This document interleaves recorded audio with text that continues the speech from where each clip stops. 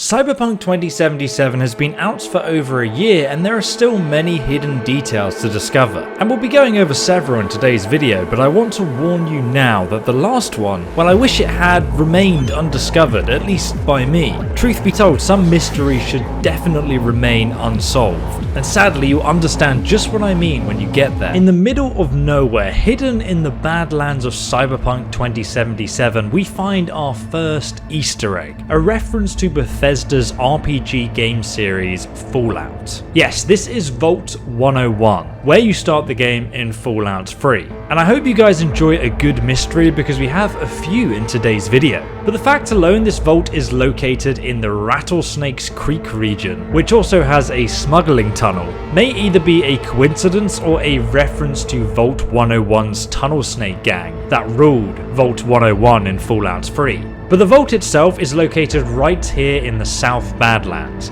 If you come here on the road, park just here on the map and then look directly southeast, you'll see a small cliff in the distance.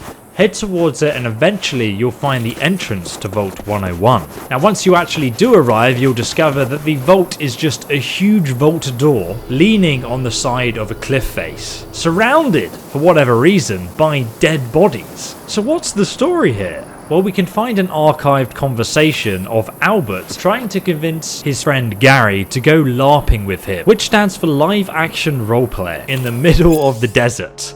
Now in this dialogue, Albert is explaining the plot, saying that they're about to leave the safety of Bunker 101 for the first time since the nuclear war erupted. Interestingly though, in the Fallout universe, it was actually the year 2077 when the bombs fell. And Fallout 3 itself started 200 years later in the year 2277.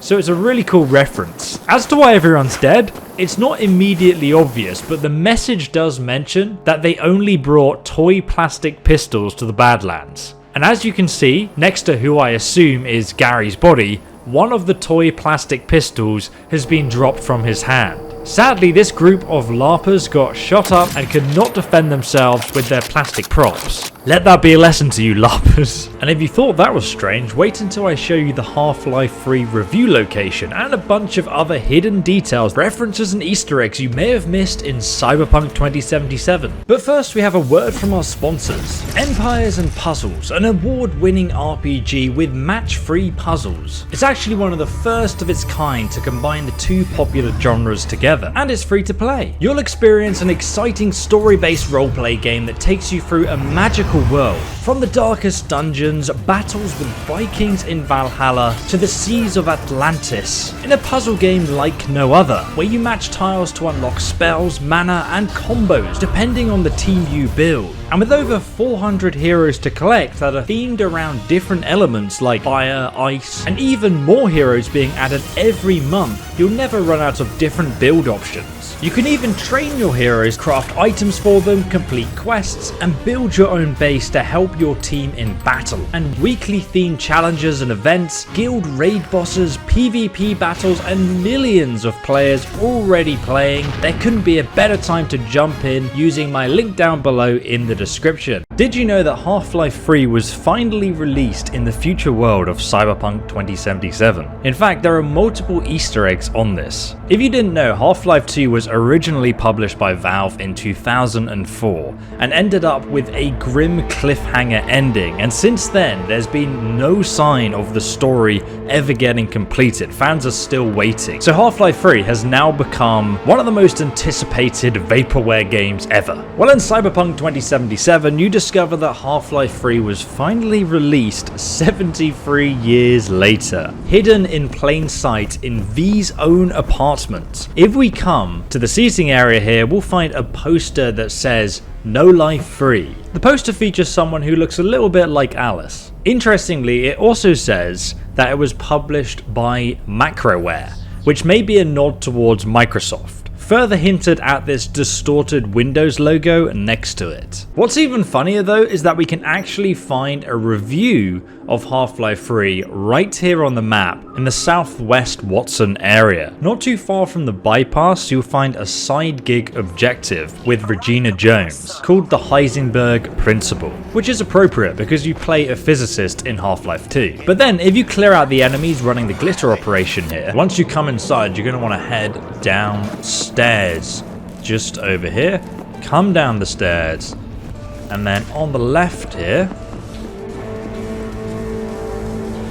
But then if you go straight on and to the right, and then through this room just here, you will find the No Life 3 review. After 50 long years, the wait is finally over. The third and final installment of the No Life series will be available for purchase tomorrow. As it has been reported already, gamers should not expect any major shakeups in regard to the protagonist. We still play as a strong silent type scientist, Baron Freimensch. Now Freimensch is actually German for Freeman in English. Freeman is obviously the last name of Gordon Freeman, who is the main protagonist you play. We follow Baron as he ventures to the Arctic Circle too. Well, why spoil it when you'll have your hands on it in less than 24 hours? The gist? With Alice at the Baron's side and a trusty crowbar in hand, these nasty aliens are in for a rude awakening. And then obviously we have his partner Alice, who is just spelled differently here, and as if there was any doubt, we have the reference to the trusty crowbar.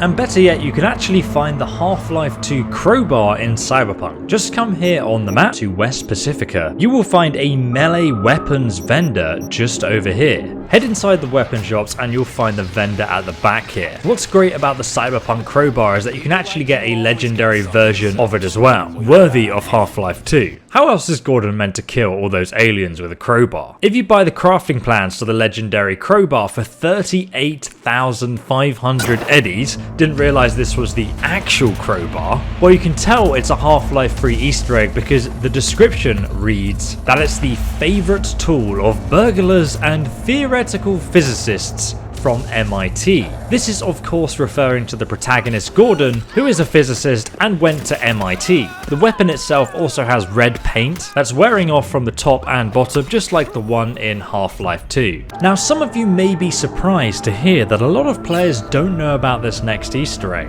because you see Cyberpunk 2077 is actually based on the Cyberpunk 2020 pen and paper role-playing game. It's essentially like Dungeons and Dragons but based in the universe of Cyberpunk. Well, if you grab the data shard that I mentioned earlier, you'll find it actually contains several extracts from the rulebook for the Cyberpunk 2020 RPG, like never walk into a room when you can stride it, and so on. In fact, the creator of the original RPG, Mike Pondsmith, can be found in a picture in Rogue's room, found in the afterlife. Now you gain access to her room after you've done the job For Whom the Bell Tolls, where you'll finish the quest in her room. And then if you go and take a look on her desk, you actually find the picture of Mike Pondsmith standing with Rogue and Johnny either side of him. And he's also confirmed that he has a framed copy of that very picture on his desk at home. I mean, I would too, if I was in a video game. He also voices Maximum Mike, the DJ on the 107.3 Morrow Rock radio station. So try listening to that next time you're in the car. Next we have a really weird one that I've not quite figured out myself yet. But if you go to V's apartment, you'll find that there's no toilet roll to be found. And I know they've not forgotten to add it,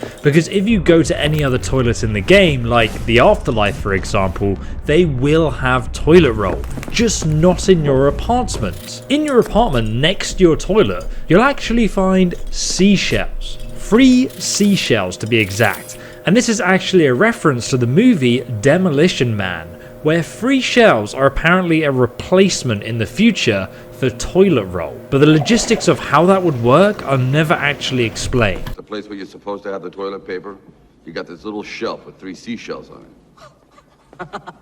He doesn't know how to use the 3 seashells.